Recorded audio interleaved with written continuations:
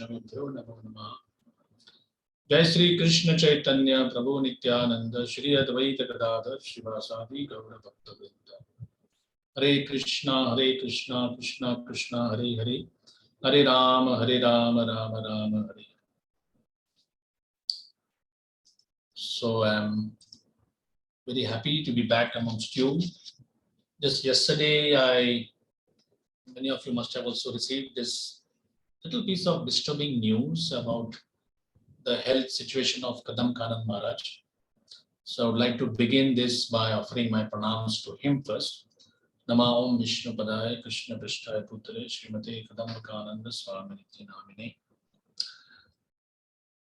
He explains that in some medical checkups, there is some metastasis, which means that something can become malignant.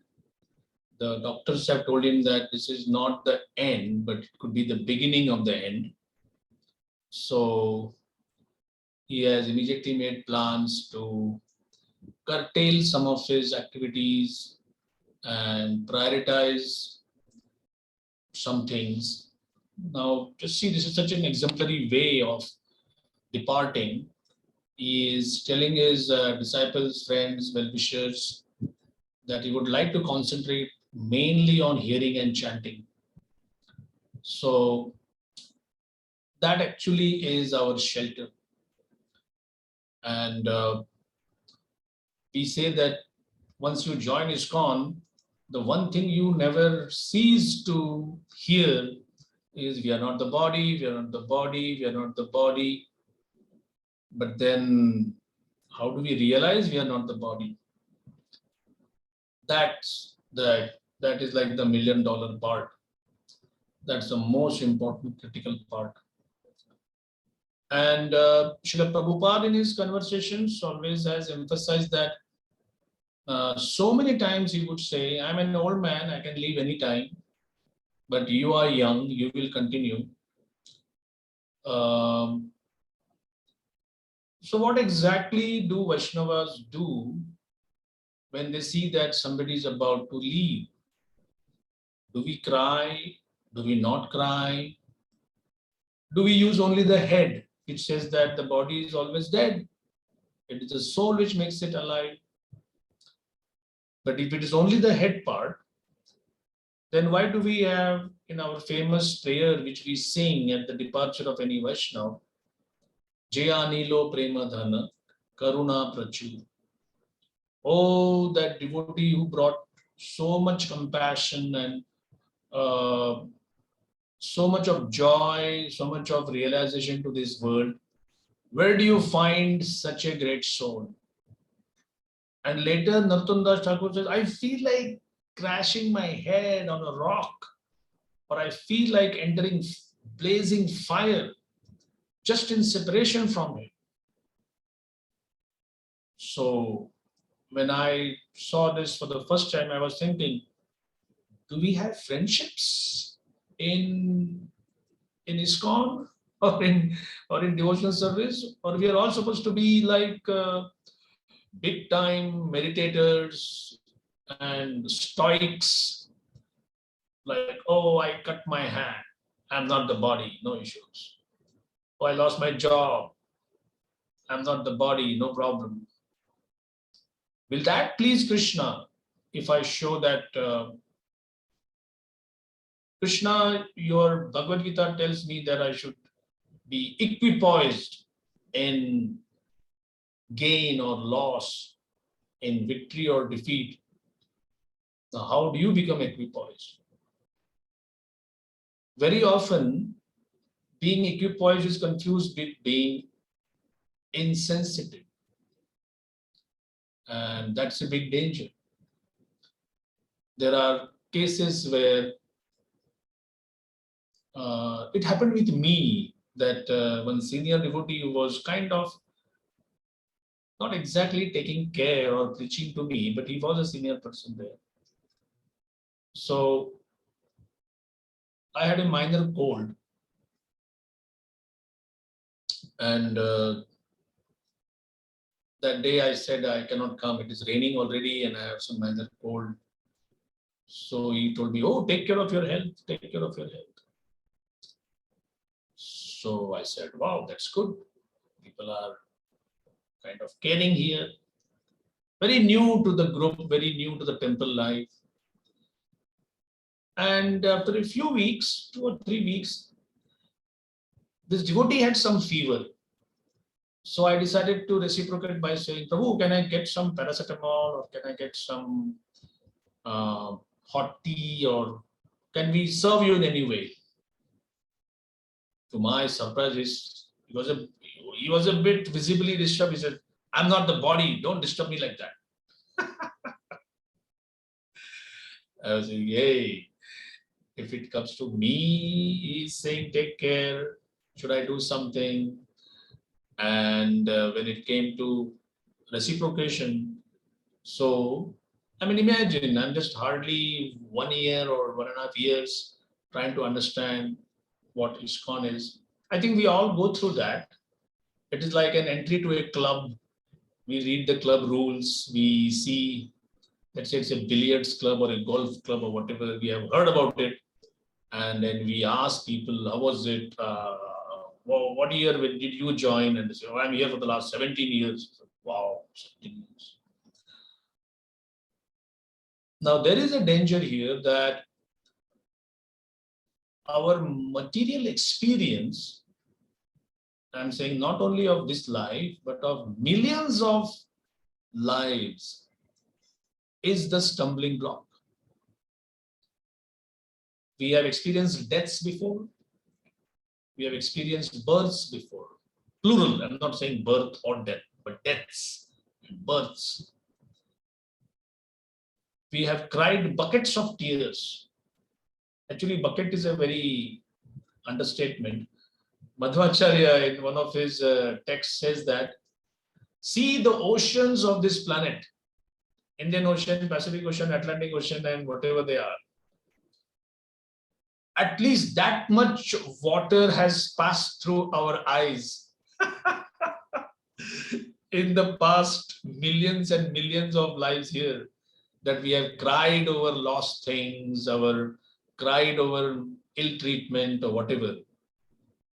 Now imagine such a kind of existence where we are always, I like this phrase of Prabhupada,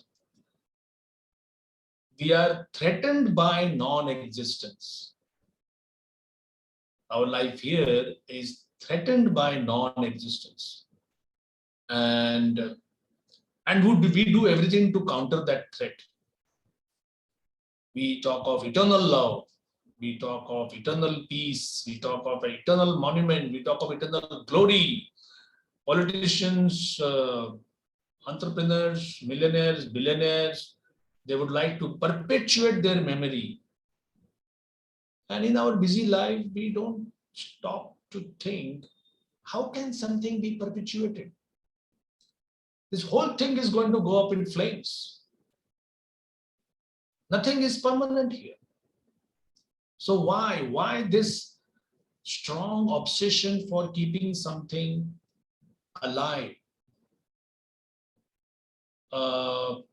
Yesterday I was reading one part of the Bhagavad Gita where Krishna speaks of Iha Devata. This is a very touchy topic. Just because you are Krishna's devotee, so Krishna is the Supreme Lord, Supreme Personality of Godhead. My Lord, what a lofty way to describe. And I go to Shiva temple, Ganesh temple, Sai Baba, Satya Sai Baba, Santoshi Mata, and we are in India, right? We have millions of varieties to do so many things. And in fact, some of our people are proud that I'm not a fanatic. Every Monday I go to Santoshi Mata, every Tuesday I go to Siddhivinayak, Wednesday I go to another temple, Thursday I go to Dattatreya temple, Friday I go to another Devi temple, Shanivar I go to Shani temple, and Sunday I just watch Netflix because that is the Devta for Sundays.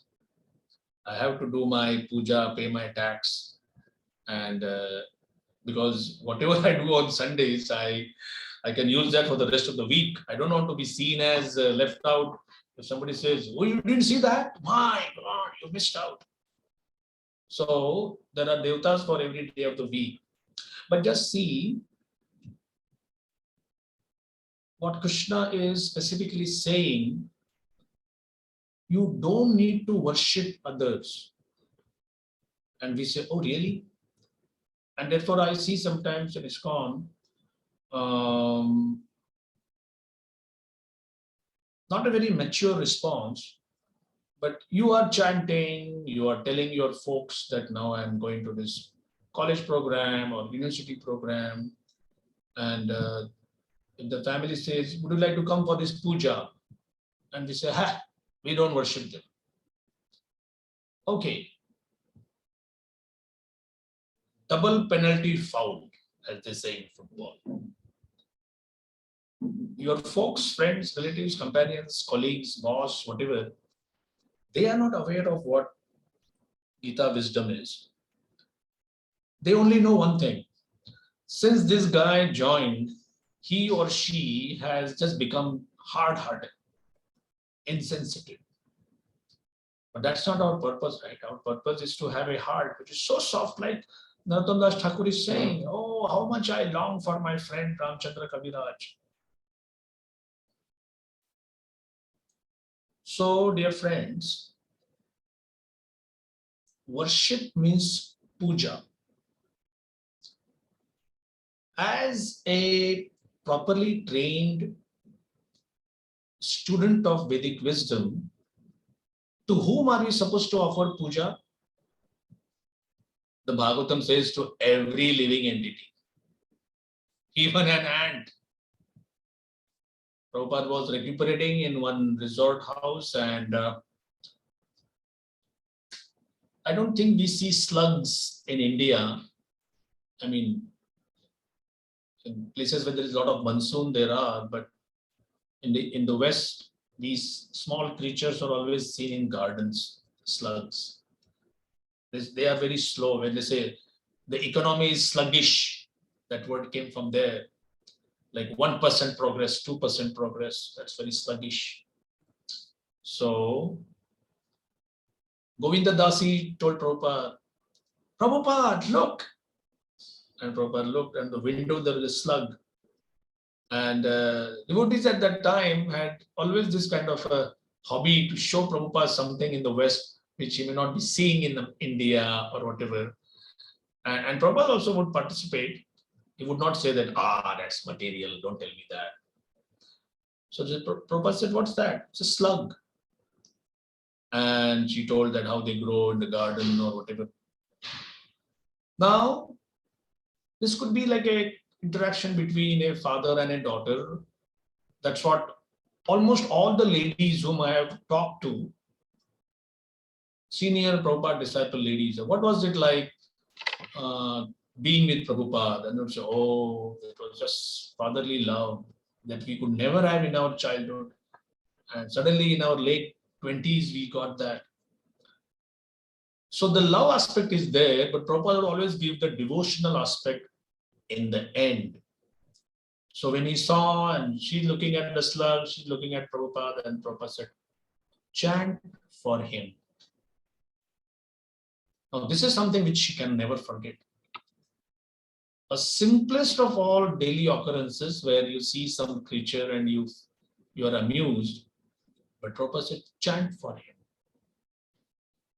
Chant for him. That means we are supposed to be that kind of welfare workers where whatever we see, whoever we see, our first impulse is to elevate that soul.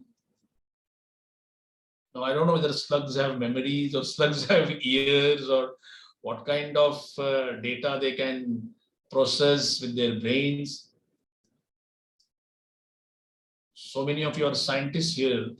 Once our Bhaktivedanta Institute, Sarup Damodar Maharaj was giving a class. I think it was Juhu or Vrindavan. I don't remember exactly which place. But he said that you are writing, and this happened to me during our translation project so many times. would be doing translating at night time, and you would see those small insects. Now, small in the sense, my ballpoint pen's point would be almost like the size of that small insect. And he's crawling over that foolscape paper on which I'm writing. And I'm not supposed to kill anybody. We are devotees, right? So I would put my pen near that creature, and he would stop as if he's dead.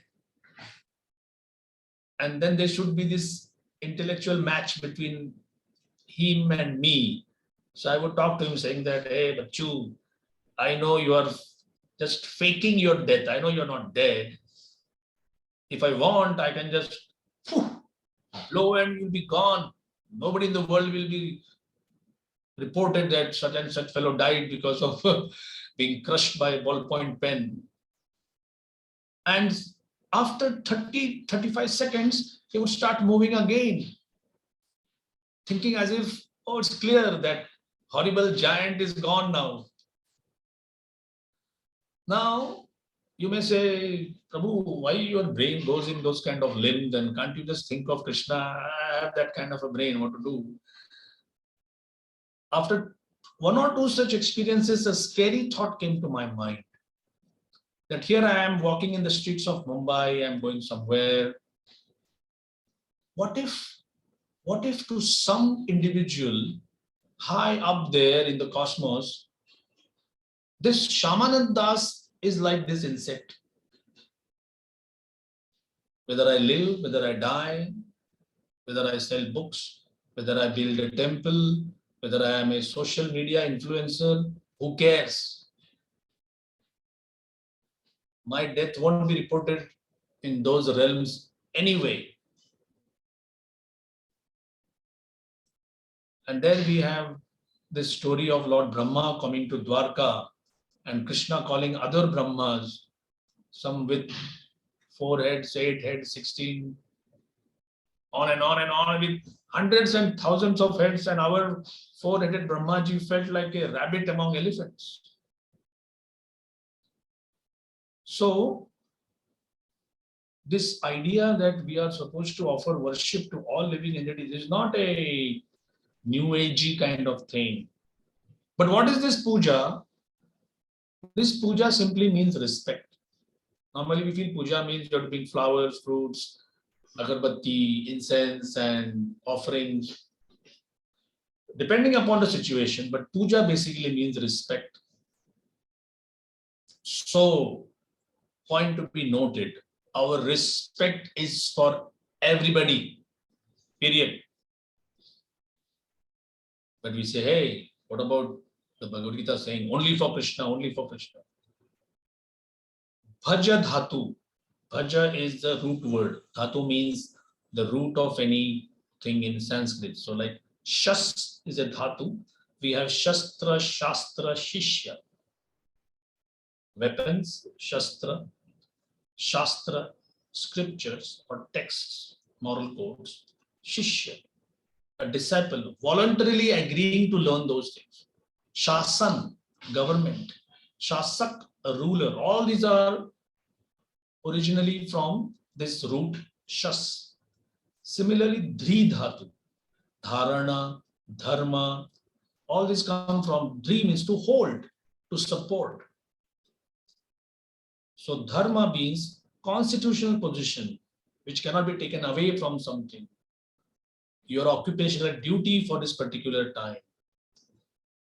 Similarly, for bhakti, it is the bhaja dhatu. So you have bhakti, bhakta, bhagwan, no, not bhagwan, but bhakti, bhakta, the process of bhakti, and the person doing it. Okay? So what we are doing is, we are not worshipping Krishna merely. We are taught, as Mahaprabhu explained, praner arther dhiya vacha. Give your whole existence to Krishna. And you may say, hey, not so early. I'm not that conversant. I need some time. I have my career, my Lord. I have to get a husband, get a wife, get kids, family life going on. I have mental issues. I have baggages. The world has not treated me kindly. I want to enjoy a little bit at least before I go to bhakti.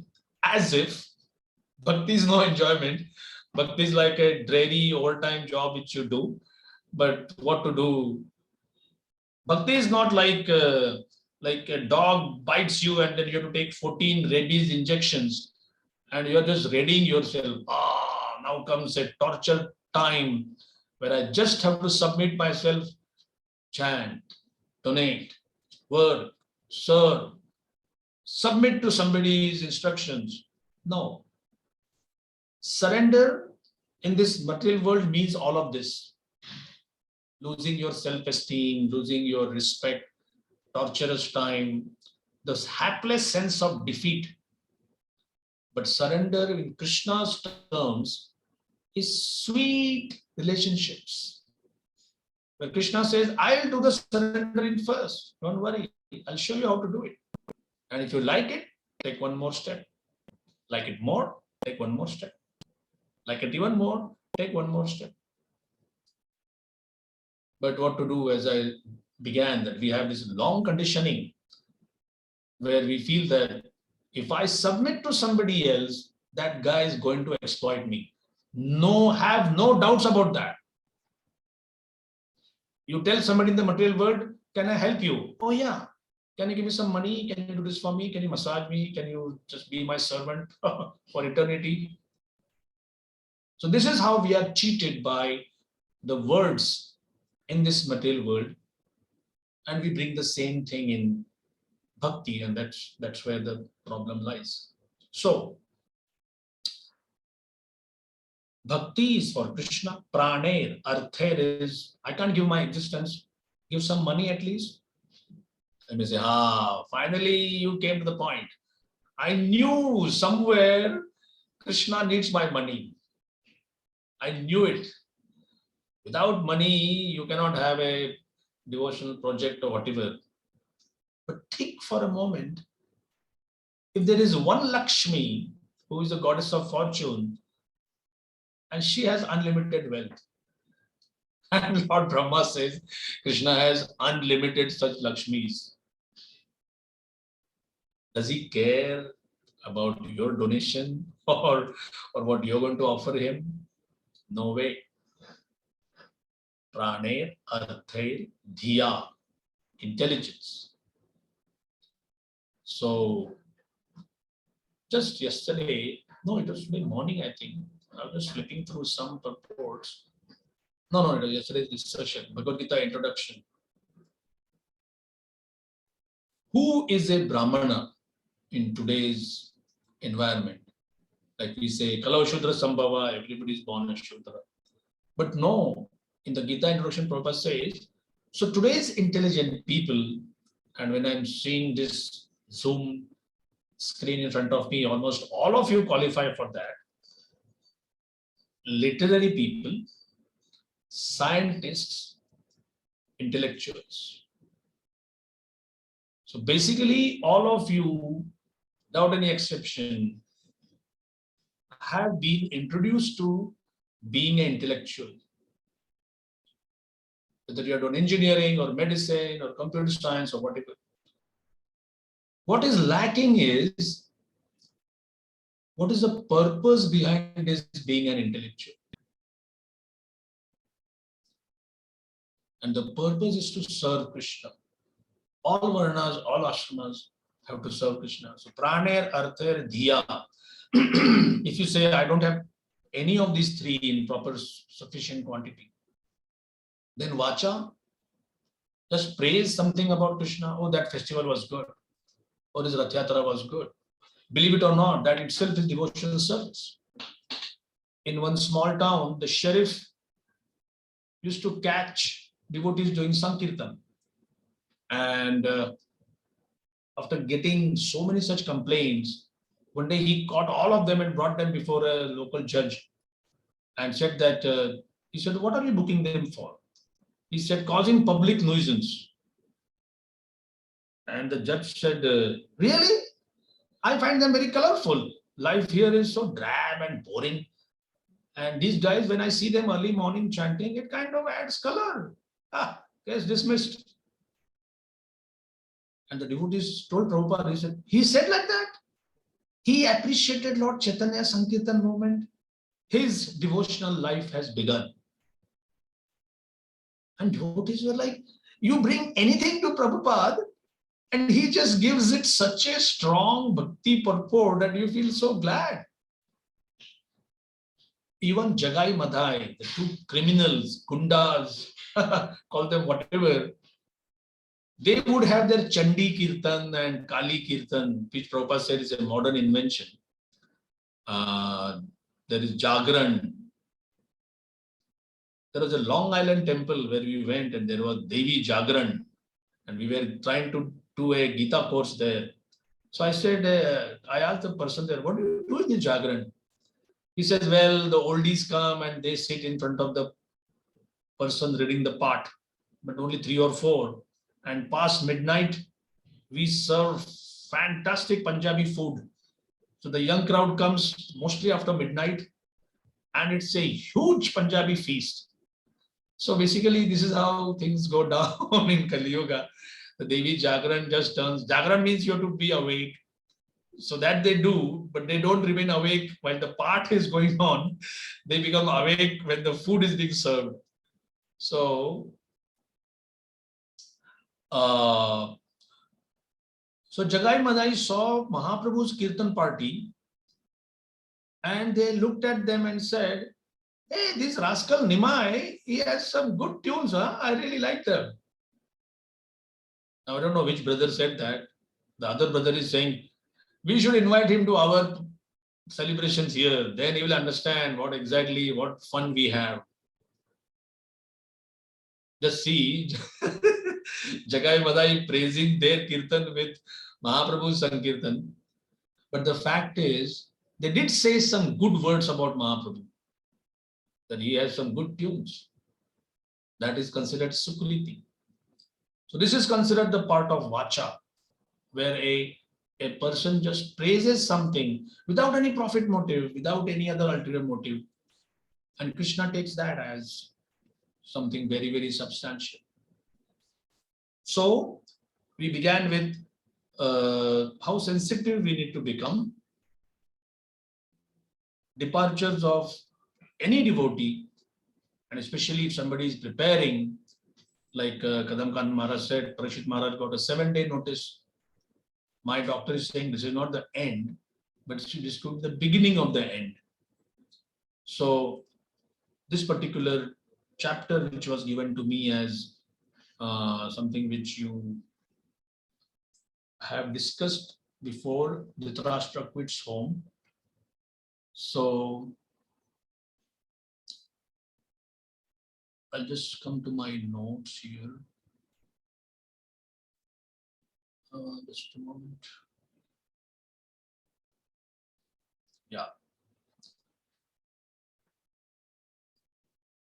So this has 60 verses, and Vidura, Pandavas are 5, Kauravas are 100. Pandava's father is Pandu, but technically not Pandu, because he was cursed that if he tries to impregnate any of his wives, Kunti and Madri, he would die immediately. So Kunti had a boon. The boon was given by Durvasa Muni. Now there is a lot of confusion regarding that, and I'll just try to clarify a few points. When Durvasa Muni came to Kunti's palace, she was about 14, 15 or so, not very mature. She served him so nicely, so selflessly. He was mighty pleased by her services. And Durvasa Muni, like normally we say in ISKCON, if somebody is a very angry person, no, he's like a Durvasa Muni. Hey, that's not fair. You are not just angry. He was a Trikaldarshi. He could see past, present, and future. Out of compassion for seeing Kunti in that state, he said, maybe I should do something to help her. So he says, Putri, oh dear daughter, I'll give you a mantra by which you can invoke any demigod for any celestial personality. So in her childhood proclivity, as I said, she was not that mature, described in the Mahabharata. So she chanted a mantra and appealed to the sun god, Surya Narayan. And he came and he said, do you want a child, progeny from me? She said, no. Why did you call me? She said, well, this mantra was given. I was just thinking whether it works or not.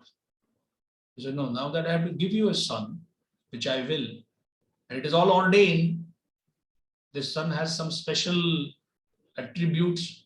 He will also be very unfortunate in that sense. So Karna was born. But he said, but what about my virginity? She said, no, that won't be affected. Now today it's impossible for someone to say to any girl that, I will beget a son from you, but your virginity will not be affected. It's impossible. So then she got a son, and of course, every mother knows how much attachment is there when that biological thing happens. But she was afraid. So in that confusion, she puts away that child, puts him in a small wooden casket and lets him float around, and whatever destiny has been ordained for him, let that happen. Fast forward, now Pandu is telling his wife that I cannot beget. So he tells Kunti that, I need progeny. Another big misconception in India that, why sons? Why you need sons? As if getting a daughter is a curse. In Marathi, there is a famous play which came many years ago. It's like this voice comes from the maternity ward. Those who are Maharashtrians here or those who little bit of Marathi may understand. Mulgi zali ho. Oh my God, it's a daughter. As if it's a curse. As if now daughter means dowry, and that would be in squeezing you to the last penny and all kinds of things. That's why you see in India, those pregnancy tests, gender detection tests are actually forbidden by law. Almost every hospital you find a sign saying, we don't do that here, we don't do that here. By that count, I don't see that problem in America, right? There is a gender reveal party and it's, it's a girl and wow, and it's a boy, whatever. So just see, Kali Yuga society is like that.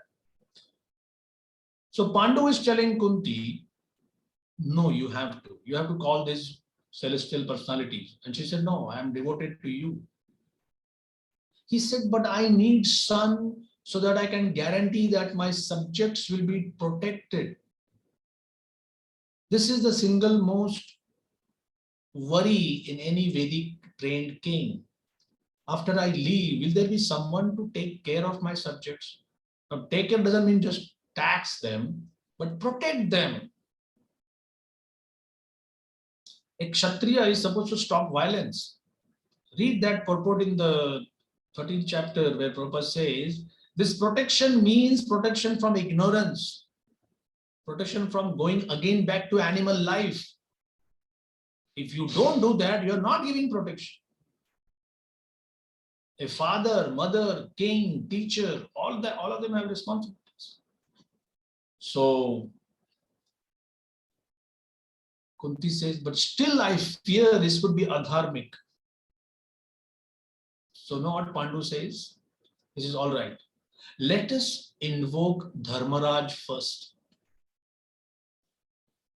If Dharmaraj doesn't come, then the whole enterprise is illegal, immoral, unethical. And that's how they invoke Dharmaraj or Yamadharma or Yamaraj, and Yudhishthira Maharaj is born. So now Kunti is assured that this is not unethical. He says, okay, so we have Dharma now. I need someone for protection. So Vayu was invoked and Dhima was born. I want someone very intelligent for administration. So Arjuna was born. Of course, Arjuna had many other sterling qualities. Then he says, should we try for more? So Kunti, the selfless personified Devi of good character, says, now let Madri also have a chance.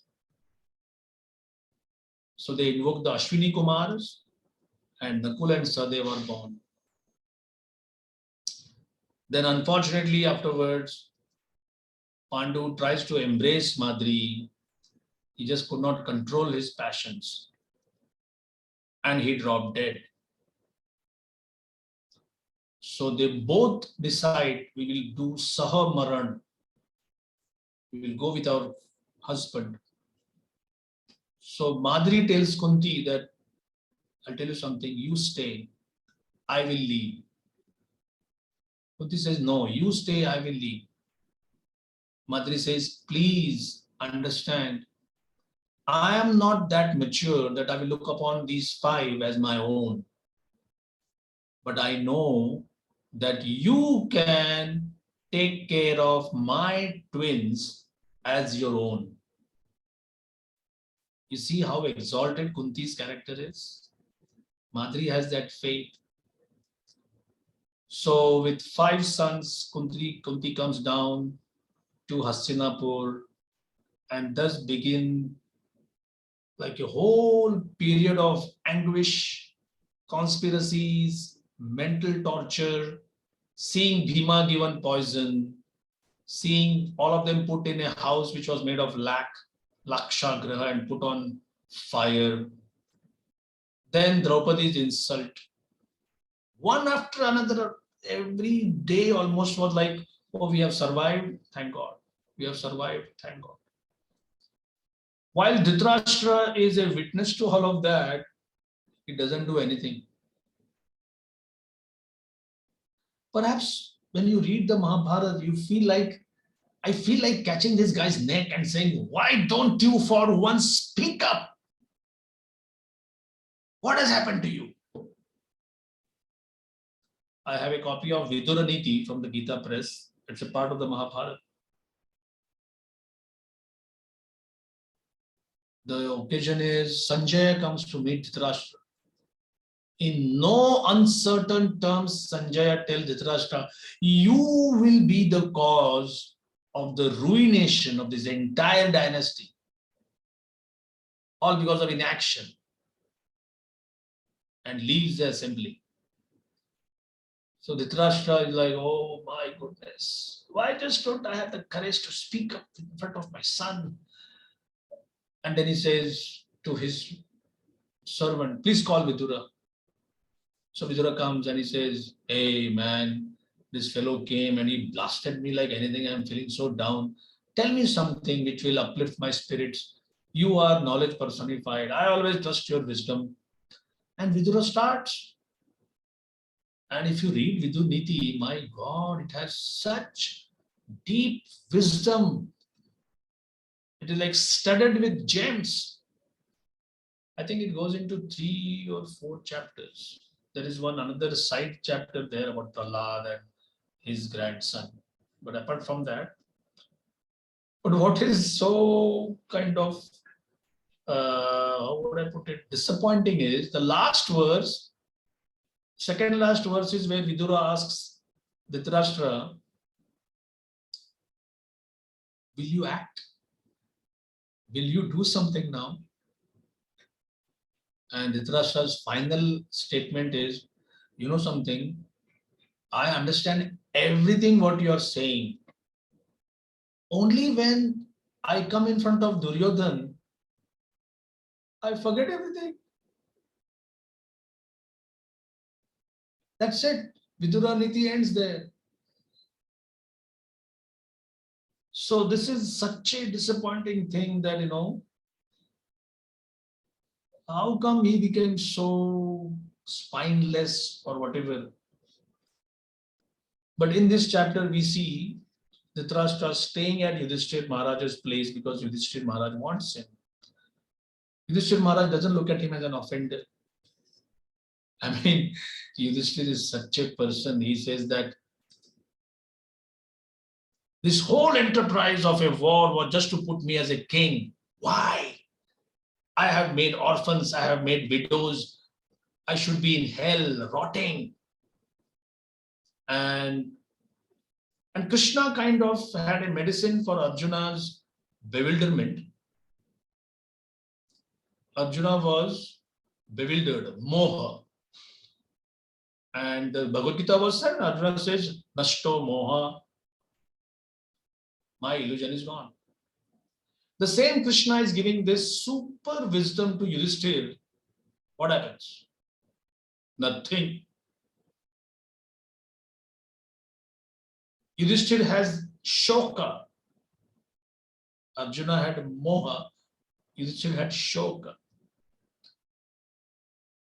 But why is Krishna's formula for removing the shoka not working? So you have to understand the inner software in many of our incidents. Krishna as a supreme personality of Godhead is giving knowledge, and Krishna as Paramatma is rejecting that knowledge. You may say, really? Krishna does that? Why should he do that? Because Krishna knows that Yudhishthira won't accept this knowledge from me. And Krishna also has another desire. He should actually get this knowledge from Bhishma Dev, who is right now on the battlefield preparing to leave. So the more Krishna is giving knowledge to Yudhishthira, the more, it's like, have you seen your kids?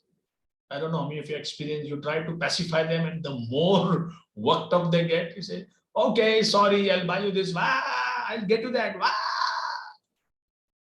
So that kind of thing happens. So Krishna brought him Yudhishthira before Bhishma Dev. And what a beautiful arrangement Krishna made. Bhishma Dev's one wish, which was never satisfied, was seeing the Pandavas as kings. Once his heart was saying that, let me see them as royal princes. I always seen them as being running away from Duryodhana's conspiracies all the time. So Krishna said, now that we are going there, we should go properly. So horses, chariots, bugles, processions, royal armor, crowns, jewels. And when Bhishma sees them, he says, I'm so happy. It is called Shanti Parva. There is Yuddha Parva, then there is Shanti Parva. The longest of the Parvas basically. And almost majority of the Shanti Parva is Bhishma Deva's Upadesh to Yudhishthira Maharaj. So Yudhishthira Maharaj pacified, comes back home. Dhritarashtra is staying there with him in Gandhari. Then Vidura finishes his travels, comes back, and he says to Vidura, what are you doing? These 5 Pandavas killed 100 of your sons. Aren't you ashamed? You are standing outside Bhima's kitchen like a dog waiting for some scraps of food to be sent. Shame on you. Now, for the first time in his life, Dhritarashtra is now free from attachment. Why? Kingdom gone. 100 sons gone. His ambitions gone. And then he says, Vidura, you're the only guy I can trust. You're the only brother I can trust. Tell me what to do. Leave. So, leave now? He says, yeah. Where do I go? Deep in the forest. What do I do? Meditation. I don't know any. I'll teach you. So, as I say, there are some toys which come with batteries included. Most toys say batteries not included, right? But some toys come with batteries included. So a pure devotee Vaishnava's preaching is batteries included. Everything what you need to do, I'll tell you. First of all, leave. Go deep in the forest. Take your wife with you. practice this meditation. I assure you, you'll get success. It's like all my life I didn't do anything. I am there. Just obey me. For the first time in his life, Dhritarashtra obeys, goes to the forest. And you know what happens here in the palace? Yudhishthira Maharaj is shrieking and howling, saying, "We have been cheated, we have been cheated." So Narad Muni comes there. Narad Muni happens to pop in at the right time, at the right place, whenever needed. That's his job, basically. Don't ask how he does it. He's guided by Paramatma. He's a spaceman. He can go any place, any planet, no issues. So Yudhishthira Maharaj is lamenting, "We have been cheated." So what do you mean you have been cheated? I wanted to serve Dhritarashtra and Gandhari and I have been cheated of that opportunity. I mean, can someone talk like that? Is it really possible that somebody can be so pure in heart, so elevated? And Narad Muni says, don't worry. He was given this kind of Upadesh by Vidura. And 7 days from now, you don't even try to find him. He's in a very deep place somewhere. 7 days from now, he will leave his body. He will become a perfected being.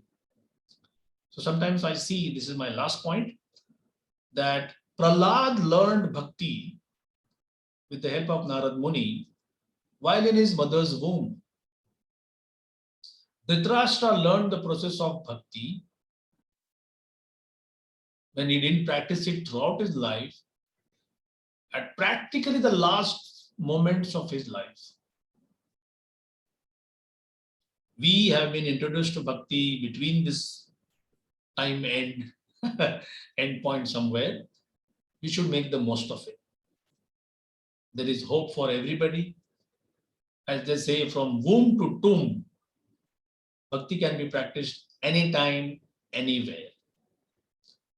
So I shall stop here. Thank you for being such a good, patient audience.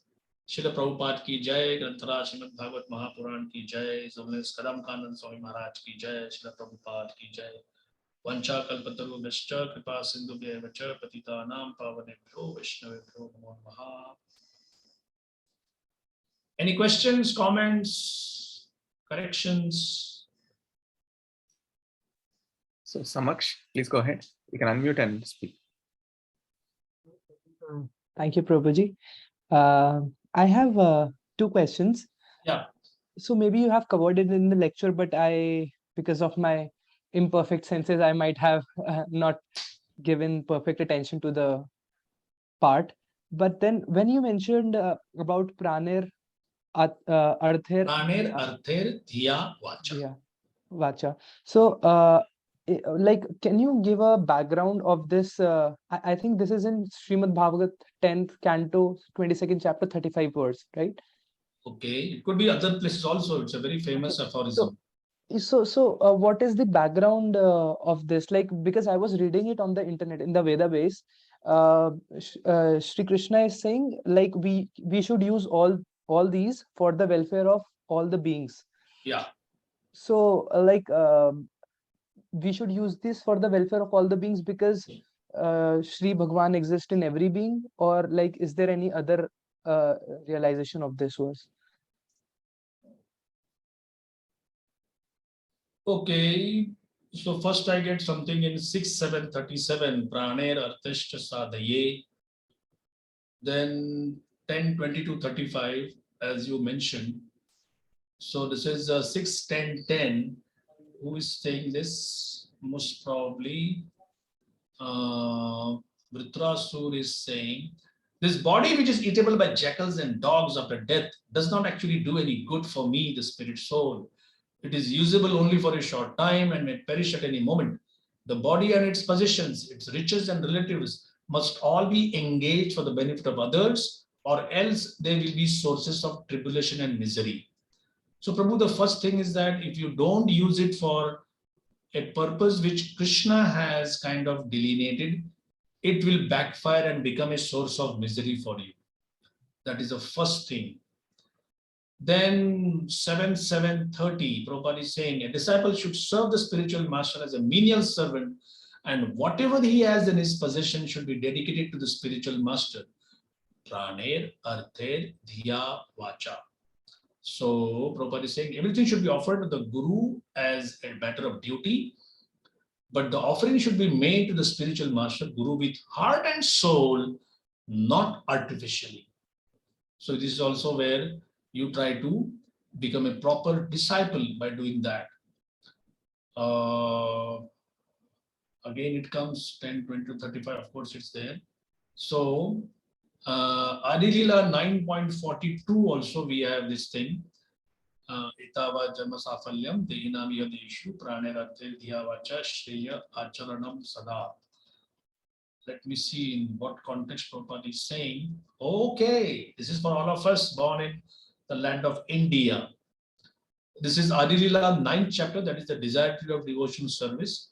So here, Mahaprabhu is saying that if you are born in India, now you can take India as our geographical India or as Bharatvarsha, that means the entire planet, both are okay. One should do something for others. So this is the lecture by Prabhupada, 1968, that you have to employ your life, your money, your words, and your intelligence all for Krishna. That is Krishna consciousness. If you have got enough money, spend it for Krishna. Don't stock it. You may say, how? The more you spend, more you become balanced, less for spending Krishna, then more you are benefited. That is the process. So Prabhupada is saying, everyone thinks, oh, I have earned this money working so hard. Why should I spend it for Krishna? Let me keep it. I shall do it for my sense gratification. This advancement is of no value. So Arjuna sacrificed his whole family for Krishna. Here sacrificing means killing his, fighting his grandfather, fighting his guru. So Prabhupada is saying, this is sacrifice. This is Krishna conscious. He sacrificed sentiments, connection, everything for Krishna. Prabhupada is saying, this is sannyas, real sannyas. So a warrior, a fighter, a householder having more than a dozen wives, but he was sannyas. That is sacrificing everything for Krishna. And then Prabhupada ends here this particular point by saying, so everyone can test how far one has advanced simply by this. How far I have come, how far I have become prepared to sacrifice everything for Krishna. You don't require a certificate from others. Test it yourself. How far I am prepared. So Prabhu, it's a very deep thing. Krishna consciousness is like eating. You may say, really? You sit for eating, you are the judge whether you want another pizza piece, another helping of pasta, some more ice cream or whatever. Or you may say, enough. Like I remember our special celebrations at Gaur Kumar Prabhu's place, and our Tekeshwari Mataji would be preparing for almost half a day. I think Vishal and Vinay, remember, right? Fantastic prasad, sometimes a fusion of South Indian, and there are two things which Gaur Kumar Prabhu kind of made me fascinated. One is those ginger, what is it called, Prabhu? Ginger beer, Prabhu. And for the first time I was thinking, brahmachari drinking beer? My Lord, if they hear in India that this is what you do when you go to America, they would curse me to death. And he said, nah, it is just a soft drink. But I should say, this is the name of the bottle says beer. So, and there was some other Prabhu, there was some sweets for the throat. Some, you used to get that. What is it called? It is made from ginger. It looks like a small candy kind of thing. Yeah, Ginger candy. Ricola, Prabhu. Yeah, ginger candy. Ginger candy, yeah. Yeah. So look at this. We are discussing Praner Arthe, Dhiya Vacha, and my mind brings me down to ginger candy and prasadam. Yeah, that's how conditioned we are. But You eat food, you don't need anybody's certificate. Prabhu, I think you cannot take one more pizza. I said, no, no, today, this is whole wheat, and I'm prepared for this day. 2 days I didn't take much heavy prasad. What is it called? Tushti pushti kshudha payo anubhasam. When you eat food, you get tushti, santushta, satisfaction. I'm eating very nice. Pushti, nourishment. I feel my body getting nourished. And kshudha, apayo, my hunger getting decreased. So, with praner arthe dhiya vacha, wherever you stand, whatever age group you are, whatever stage in life you are, you can determine whether, if today Krishna wants everything, am I able to give? Yes, no, maybe. So this is like a litmus test for your own understanding. Would you like to add anything, Gaur Kumar Prabhu, or anybody else? Jitendra Prabhu, you are also a scholar. Please jump in with some intelligent comments. No problem. It's wonderful. Yes, Prabhu. Quite complete. Are you preparing garlands? We were, Prabhu. We are done preparing garlands. Now we were just sitting and hearing Oh, in wow. Bhakti Center. Who else is My there, God. Prabhu? Who else is there with you? Jitendra Prabhu? Vrinda Mataji is here. Aishwarya is here. That's it. Hare Krishna. I think Vinay Prabhu. Oh, Samaksh Prabhu, is it okay? Should we move on? Yes, Prabhu. Perfect. Like, I'm satisfied with the answer. Thank you so much. Thank You you. Welcome.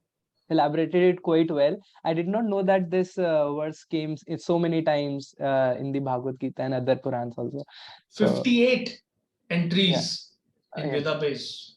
Lot of things to discuss. Yeah. Yes, Maybe- Vinay Prabhu. Hare Krishna, I think Mataji raised hand before me. So do you want Okay. Go I'm ahead, just looking Mataji. from the serial order. Yeah, whoever raised hands. Navya Lalita Mataji, you can go ahead. हरे कृष्णा प्रभु जी, दंडवत प्रणाम। Chalo Pranam. बहुत बहुत धन्यवाद प्रभु जी। मैं हिंदी में बोलूं? Please बोलिए, हिंदी में बोलिए। प्रभु जी, जैसा कि आपने ये बताया कि विदुर जी ने धृतराष्ट्र को बोला कि यहाँ तुम कैसे पल रहे हो, इधर से जाओ। वहां पर युधिष्ठिर महाराज के यहाँ से उन्होंने जैसे उनको बोला, आदेश दिया, तो और फिर धृतराष्ट्र जी ने उनके आदेश को माना भी, और वहां से वो चले भी गए। लेकिन प्रभु जी, मैं इसी संदर्भ में मैं अपने लिए जैसे पूछती हूँ कि जैसे हमारे शिक्षा गुरु अगर हमें कोई आदेश देते हैं, तो उस समय हमें बड़ा कठिन लगता है कि ये हम इस आदेश का हम कैसे पालन करेंगे। उस समय बड़ा कठिन लगता है। तो मैं ये इस संदर्भ में सोच रही थी कि कैसे उन्होंने, विदुर जी ने धृतराष्ट्र को बोला और किस तरीके से उन्होंने माना और कैसे वो चले गए वहां से। लेकिन वर्तमान परिस्थिति में अगर हमारे शिक्षा गुरु आदेश दे तो हमें उनका जैसे पालन करना कठिन हो जाता है। तो फिर हमें उस समय कैसे हमें उसको लेना चाहिए, उनके आदेश को। और यही मेरा कई बार ऐसे मेरे मन में प्रश्न आता है प्रभु जी, बहुत कठिन लगता है। नहीं, इसमें ऐसा है कि अगर आपकी 7वीं कक्षा है ना, तो आपको 7वीं कक्षा का ही पेपर आएगा। आप ये मत सोचना कि शायद पीएचडी का पेपर आएगा तो फिर तो मैं कुछ लिख नहीं पाऊंगी। भगवान कृष्ण ऐसे हैं, आपके कंधों की साइज और कंधों की क्षमता देखकर ही बोझ देंगे।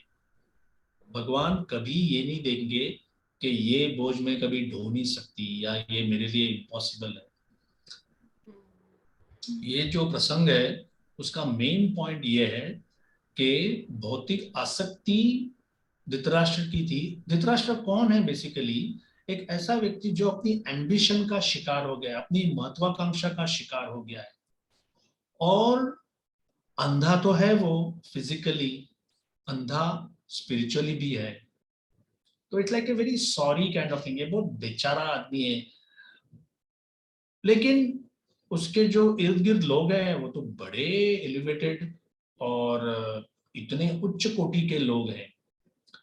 तो धृतराष्ट्र की मेन गलतियां क्या है कि कभी दुर्योधन को टोका नहीं, कभी विदुर का सुना नहीं।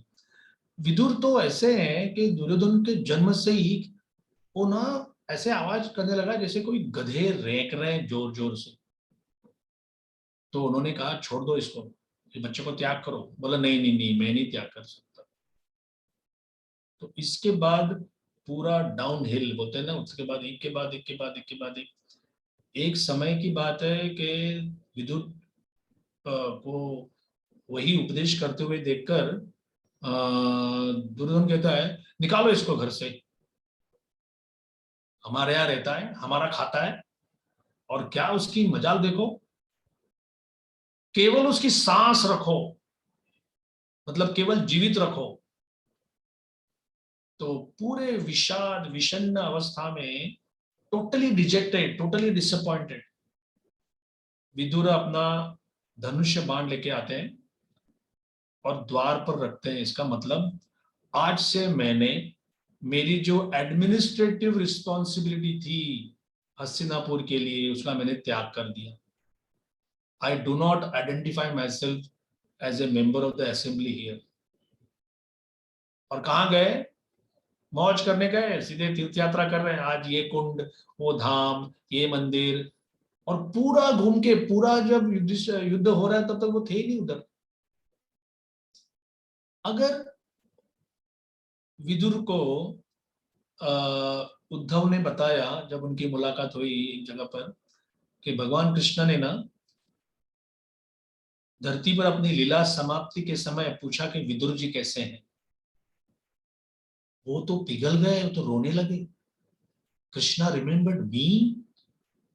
बाप रे बाप, इतना आनंद, इतनी खुशी।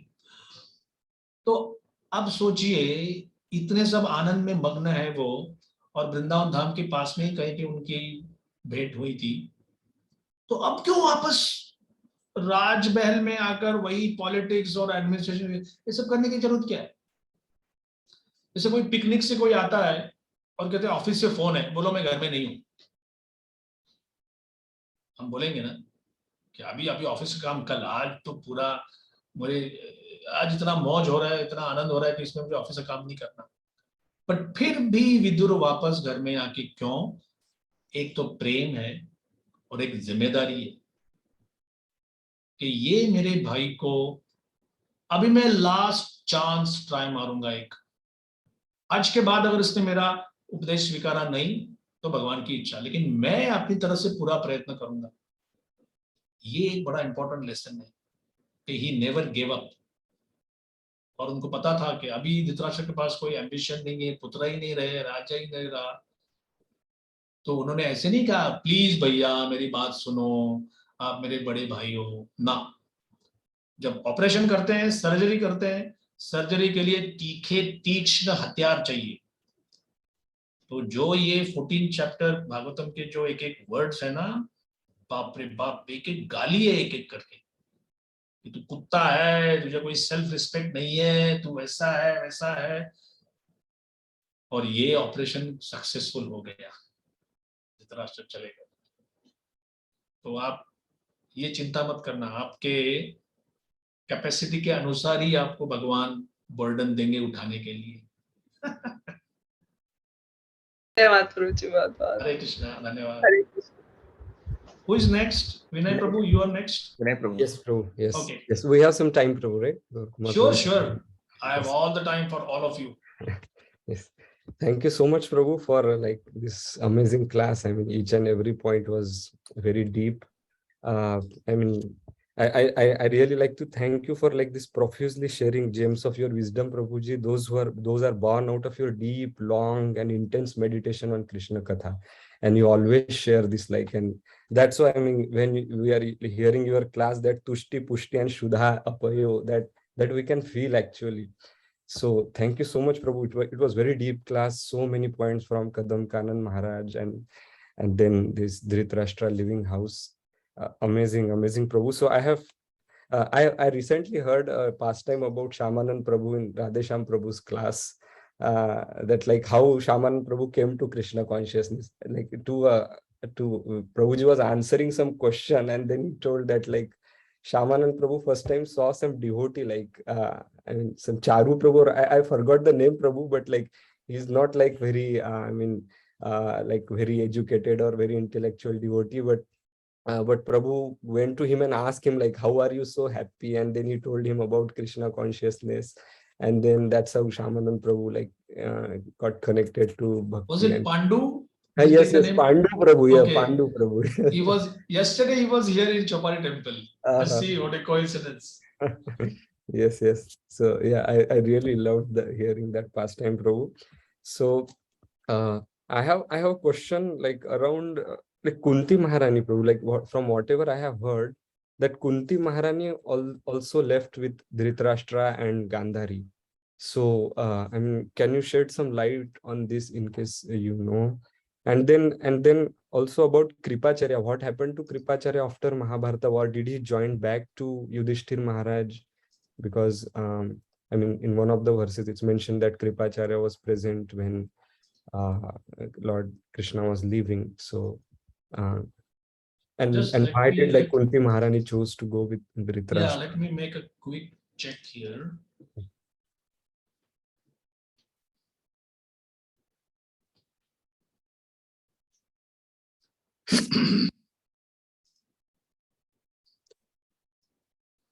So it says that like Vidura comes to the palace.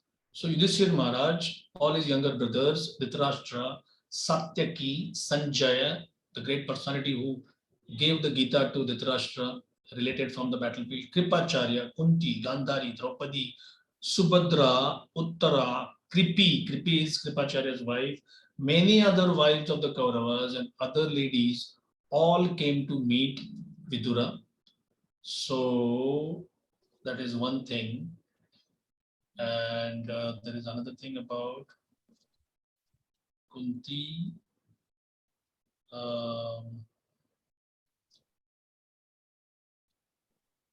Kunti never forgot the first child. Yeah, it says here, this is 113, 3 and 4. She went to the forest with Gandhari for severe penance. She used to take meals after 30 days. My God. So after 30 days, she used to eat once. She finally sat down in profound meditation and later burned to ashes in a forest fire. So yes, you are correct. That's what she did. Now the thing is, all of these characters, the way they depart, for somebody who is already accomplished in yoga, the final departure thing is just a formality. For somebody who has not accomplished in yoga, then the departure takes importance. So that's how Krishna says, the 8th chapter of Bhagavad Gita, Krishna says that Atyati tat sarvam idam viditva, that yogim paramsthanam upaiti chadyam. A yogi Arjuna, a yogi who has performed quite substantial and is experienced in the process, he can cross over all formalities. A very crude example. I am traveling on Spirit Air, $67 from New York to Detroit. And I am, what is it called? Basic premium, isn't it? Like it is the Shudra class, 4th. So one day I went to the counter and said, when do I get in? The person looked at me and said, you are in the 4th category. So I said, really? Wow. So who are the first ones? Like let's say there is a premium blue class or whatever, blue ribbon or whatever. So they already have a welcome drink. They already have a place where they can take a shower. They can have a massage and priority boarding. So for a yogi who has already accomplished, so death is just a formality. But for us, every now and then we are being checked, and whether we have enough luggage allowance or this or that. But ultimately, we both are in the plane, right?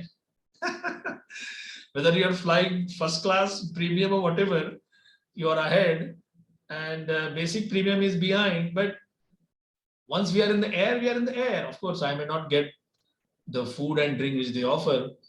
But when we land at the same time. And when we get down from the plane, then there is no distinction between, can you in the airport find out whether somebody came via business or via premium or a basic, whatever? I mean, you can see from the dress and their gadgets and their luggage, but otherwise they are the same thing. So, similarly, these personalities, the common theme in most of them is by the process of yogic meditation, they can generate fire from within. That is Krishna's, one of Krishna's rupa is that fire. That fire engulfs their whole body and then they go back to the place where they belong. So, in Madhvacharya's Mahabharata Tatpada Nirnaya, he talks about from which place who came. You see? So all these characters have certain roles to play. They play their role and then they leave the stage. So this is how we can understand. So your question was whether she went with Gandhari. So yeah, Prabhupada mentioned that. She went and she practiced that particular yogic process and she burnt her body. Yeah. Yeah, my question was around like why she choose to go with Dhritarashtra and Gandhari when like the instruction from Vidura was for them and not for Kunti. No, it's not like that. She also knew that now her time has come. So now it is time to leave. That's how it is. Okay.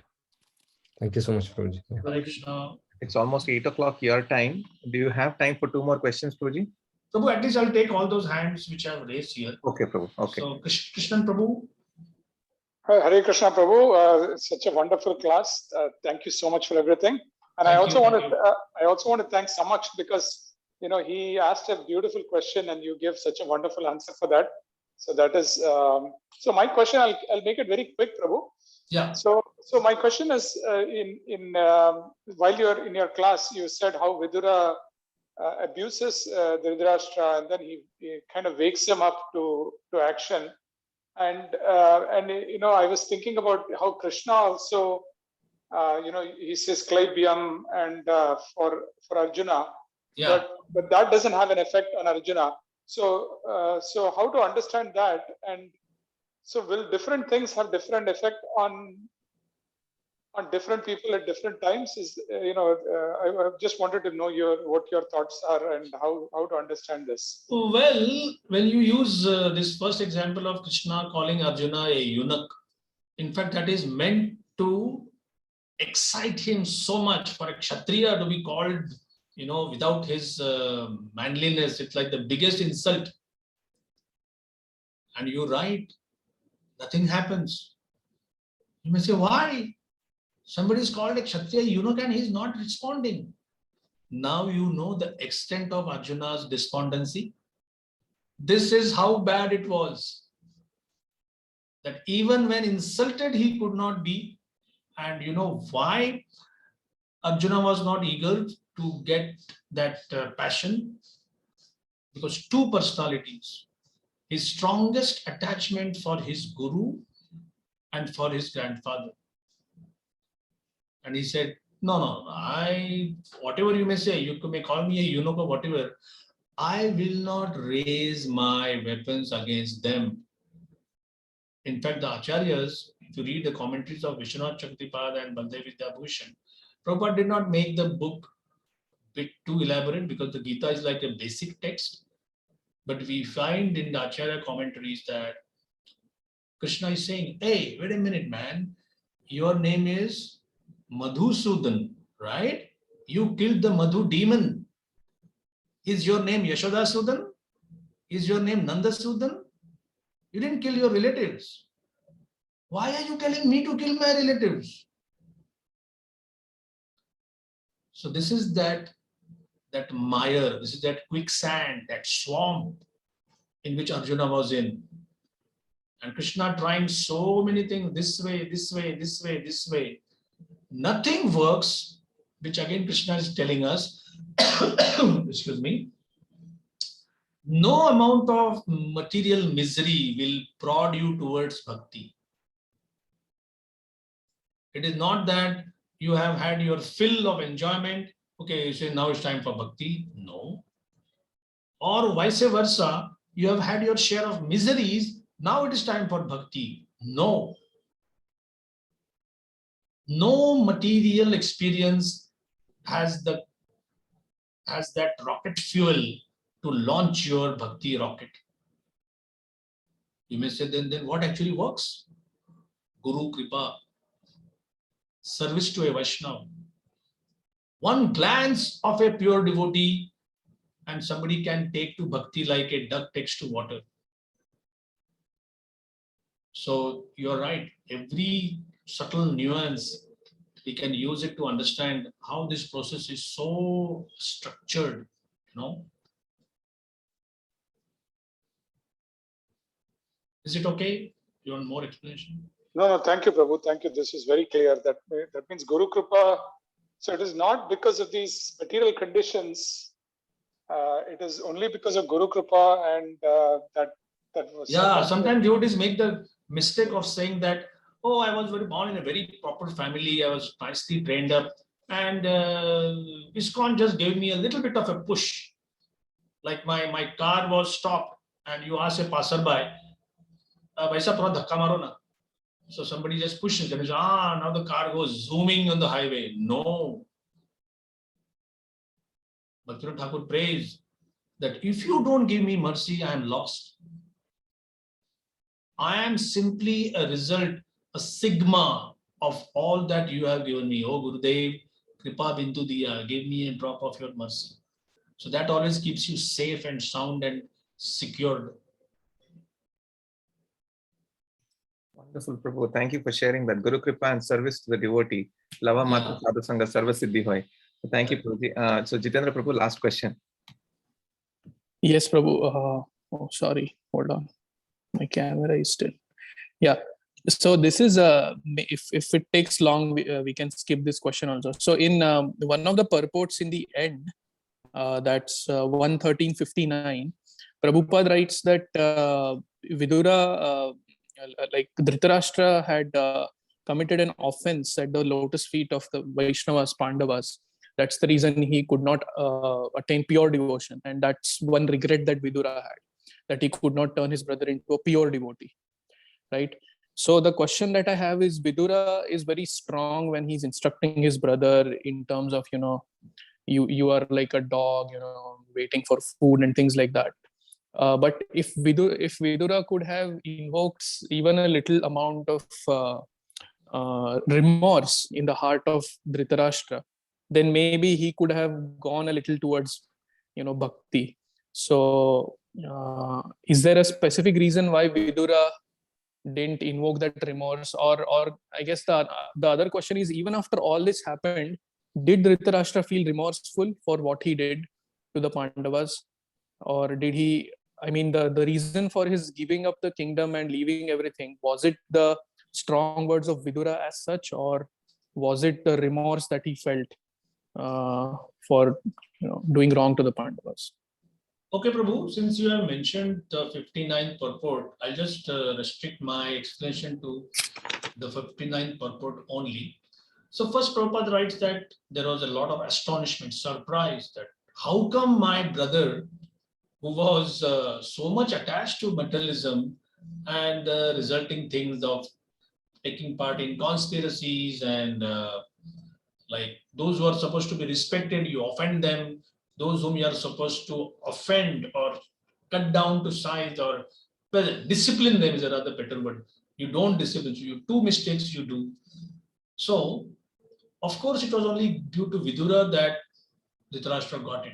So, point number one, Vidura was happy that at least whatever I said worked. Then he was sorry that he could not make his brother into a pure devotee. So, Prabhupada is saying here, this was not done by Vidura because of Dhritarashtra being inimical to the Pandavas who were all devotees of the Lord. So, this caution is for us, you and me, that an offense at the feet of a Vaishnava is more dangerous than an offense at the lotus feet of the Lord. So, while being liberal to Dhritarashtra, who was having a materialistic way of life, Prabhupada is giving the inner reason here. Ultimately, the result of such mercy depends on the will of the Supreme Lord. So, like if somebody says, I chant and Krishna has to give me bhakti. Sorry, sir, there is nothing which Krishna has to do.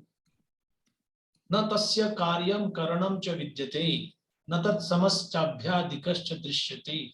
There is nothing which you can tell Krishna, do it, and he will do it. But if you read the Padyavali, it is said that the gopis are saying, Gopal, I have a laddu, but you have to show me a dance. And this Gopal is dancing.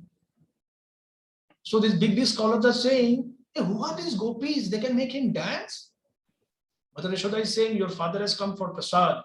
Krishna, bring that wooden part, we call it a part, a place where you sit. Sometimes in very qualified and cultured homes, the plate and you both sit on a wooden platform. So Krishna tries to lift that, he cannot, and he makes a very sorry face.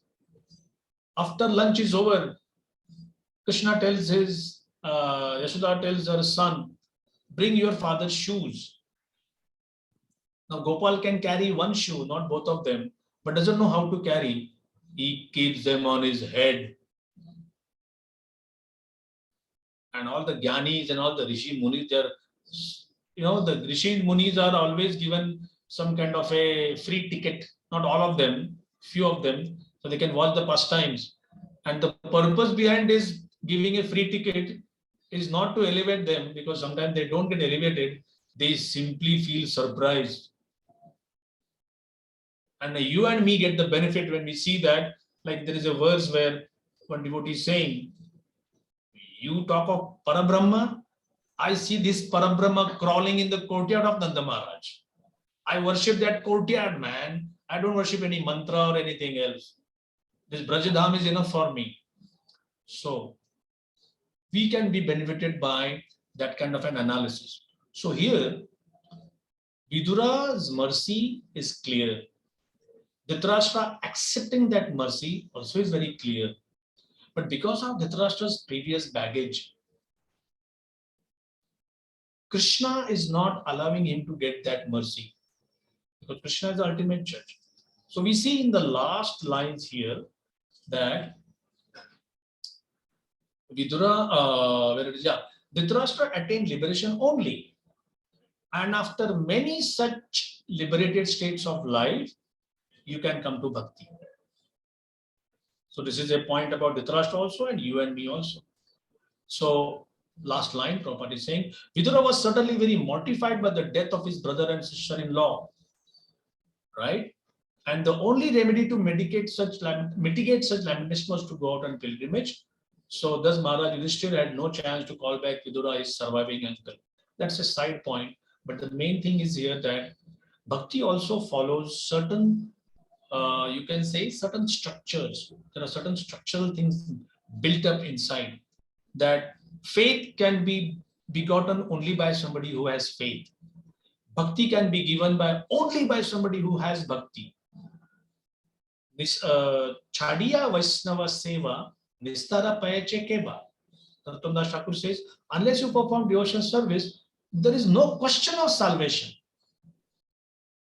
But because this is an extraordinary thing, and Krishna also wants to tell everyone that, like we had a devotee, he passed away, Sanatan Muni and his friend Valmiki Muni. Valmiki Muni came at the age of 81 or 82. He could just walk. He had lost about 60% of his eyesight. And he would come before Radha Gopinath and tell us, could you tell me what he's wearing today?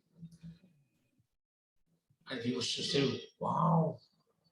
He said, Prabhu, you can't see. He said, I can see something hazy. But 50 years ago, if I would have come, how much I would have enjoyed bhakti. Then there is another brahmachari who passed away. He later became a Grihastha, Stoka Krishna Prabhu. So he would tell, Maharaj always gives the example of Stoka Krishna Prabhu in many of his classes. So he said, he once told me, Stoka Krishna reads the Bhagavatam for me. I can't read, I can't see. But I could guarantee one thing. His longing for serving Radha Gopinath was 100 times more than, I mean, this is, I'm talking 20 years ago. So I was a bubbly 36-year-old at that time. I could actually jump, I could actually dance. But I mean, he taught such a valuable lesson. So Dhritarashtra taught a very valuable lesson. Dhritarashtra proved one point, that catch the dhoti of a pure devotee and you'll get something. You'll be put on the right track. You won't be lost. And Prabhupada assures in the purport, you may not get pure devotion now, but hey, at least the process has started, and after a few lifetimes, you will get it. So that assurance is there. Sure. Thank you so much, Prabhu. Thank you. Thank you, Prabhu. Yeah, thank you so much, Shyamananda Prabhu. Prabhu, just one quick thing. So Jitendra Yeah. Prabhu and Aishwarya Mataji are expecting a baby next month, Prabhuji. If you can please bless them. Wow, congratulations. Hare Krishna. Thank you so much. And also Brinda Mataji has moved from ISV back to New York, and she's amongst us. If you can just show the camera, Jitendra Prabhu. Brinda Mataji is there. So she's moved permanently back here. She's got a job here now. So yeah. And while Brinda Mataji is here. Hare Krishna. Hare Krishna, Prabhu. So happy to see you. When are you coming, Prabhu? I just filled my DS 160. There is a form which you have to fill. You might not have filled it, but you might have filled it long ago. So the US government is asking me that, are you a terrorist? Have you ever made bombs? Have you ever trafficked humans? Have you ever engaged in anti-American activities? You have a website where you want to kill the president? I said, no, sir. I absolutely don't have any such. So 45 such questions I answered and I filled it. Now I hope to get an interview. But the thing is that there is a 10-month gap in getting your interview dates, such a backlog after COVID restrictions have been lifted. So I just filled it last week, June. So July, August, September, October, November. I hope to get an interview time, maybe November or so. So, but I am on my way. So where are you in New York now? Where are you staying? I'm in Brooklyn only, very close to Mataji's Okay. place. And where are you working? I'm working in a startup for Salmon Markets. Oh, I see. She's working in a startup, Prabhu, and she's like 5 minutes from our place, just Okay. like walking distance. So very close to our place. And Karan Prabhu, of course, as you know, he's getting married next Wednesday. So I'll see you, Prabhu, next Wednesday in Juhu, right? Yeah, Juhu. Yeah, and yeah. Or I'm coming to Chowpatty also Thursday morning. Chaitanya Charan Prabhu is giving a Bhagavatam class, so we'll be there. Okay. Yes. Welcome. Yes, Prabhu. So thank you so much, Prabhu, for your time. Vancha kalpatarubhascha kripa sindhuvevcha patitanam pavanebhyo vaishnavebhyo namaha. Srila Prabhupada ki jai. Thank you.